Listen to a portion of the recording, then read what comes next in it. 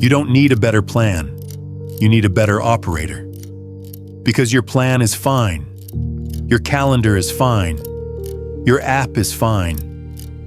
You are the variable that keeps failing. Let's hold up the mirror. You make goals that sound adult. Wake up early. Train 4 days. Build the business. Study every night. Then you build a perfect routine for a person who doesn't exist. A version of you that never gets tired, never gets bored, never gets rejected, never gets stressed. Real you shows up. Real you has a long day. Real you opens the fridge. Real you opens the feed. Real you negotiates with yourself like a lawyer. I'll start tomorrow. I deserve a break. I'll do double later. You call it balance. It's avoidance with makeup on. And when you fail, you don't fix the system. You attack your identity. I'm lazy. I'm broken. So you seek motivation like it's a drug. Motivation is not the missing piece. Motivation is the trap. Here's why motivation fails. Your brain is not built for your goals. It's built for survival, comfort, certainty, quick rewards. Dopamine doesn't care about your future. It cares about your next hit. Sugar, scrolling, porn, shopping, drama, anything that gives now. When you try to force discipline with feelings, you lose. Because feelings are weather. They change, fast. Stress makes it worse. When stress goes up, your brain narrows. It chooses familiar relief, not long-term growth. That's not weakness. That's a system running as designed. This is not medical advice, but it is a warning. Your biology has a vote, and lately, it's been winning. The stronger your goals, the more your brain will fight you. So what works? The clockmaker method. You don't try harder. You build a machine that makes quitting expensive.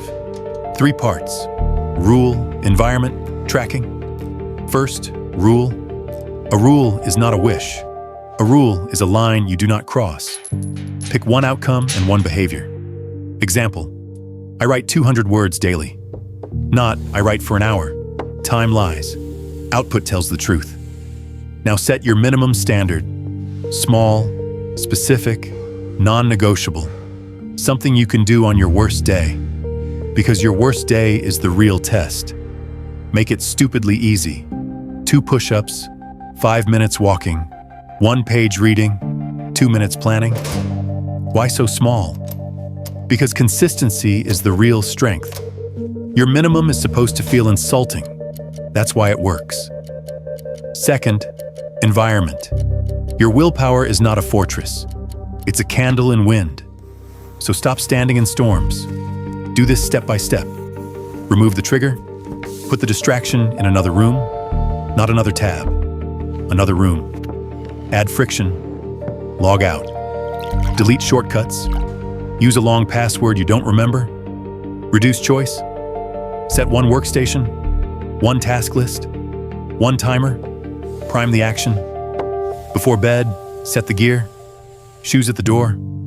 Laptop open to the document. Notebook on the desk.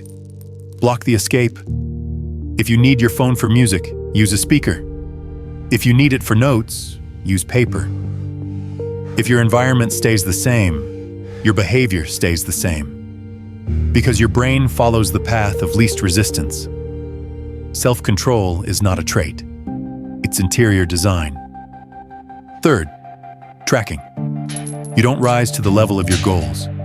You fall to the level of what you measure. Here's the protocol. Get 1 sheet of paper. Draw 30 boxes, 1 box per day. Write your minimum standard at the top. Every day, you earn 1 mark. Not almost, not tomorrow. A mark, or no mark. Now add the clockmaker rule for failure. If you miss 1 day, you do the minimum standard the next day before anything fun. Before coffee upgrades, before entertainment, before messages, you pay the debt first. And if you miss 2 days in a row, you shrink the minimum standard by 50% and rebuild. No shame, no drama, just engineering. Weekly review, 10 minutes. Look at the marks. Ask one cold question. What keeps breaking?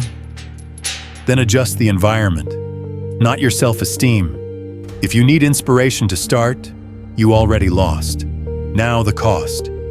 If you don't change, this pattern will harden. Small delays become a lifestyle. Your confidence will rot quietly. Not from failure once, from breaking promises to yourself every day. You'll still make plans. You'll still buy notebooks. You'll still watch videos like this, and you'll call it progress. But nothing in your life will move. You will become the person who almost does things. Almost fit, almost rich, almost proud. And the worst part? You will start defending it. You will say you're busy. You will say you're different. You will say it's not the right time. That's not a schedule problem. That's fear with a calendar. So here's your move.